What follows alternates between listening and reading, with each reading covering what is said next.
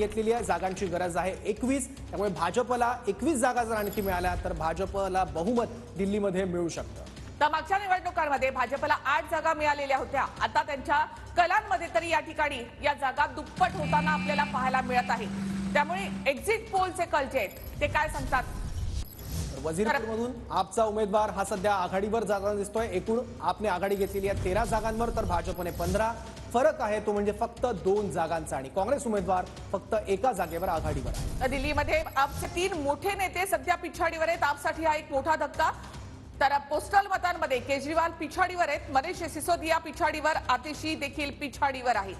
विशेष म्हणजे कालकाजीमध्ये आतिशी यांच्या विरुद्ध लढत असलेल्या अलका लांबा यांनी काही वेळापूर्वी प्रतिक्रिया दिली होती आणि त्यात हे तिघं सुद्धा पिछाडीवर राहतील अशी शक्यता त्यांनी वर्तवली होती आणि त्याचप्रमाणे घडताना सुद्धा दिसत आहे। त्या पोस्टल मतांमध्ये केजरीवाल देखील पिछाडीवर आहेत, मनीष सिसोदिया आणि आतिशी देखील पिछाडीवर।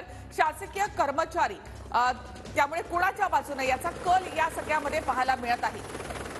डबल इंजिन सरकारचा दावा भाजपकडून केला जातो, तर दिल्लीमध्ये चित्र पालटणार का? भाजप 16 जागांवर आणि आप 13 जागांवर आघाडीवर। भाजपनं आता आपपासून इथे मोठी आघाडी घेतली आहे।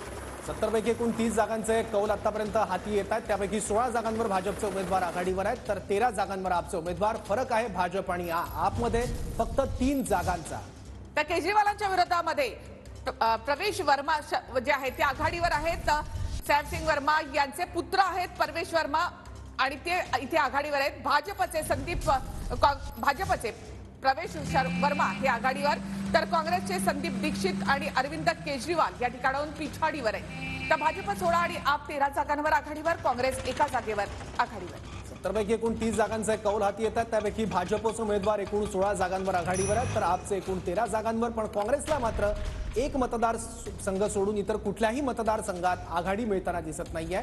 70 जागांपैकी फक्त 1 जागेवर काँग्रेसने आघाडी घेतलेली आहे। तर भाजपनं आता इथे आप पासून 3 जागांची आणखी आघाडी घेतली आहे। भाजप 16 आणि आप 13 जागांवर आघाडीवर।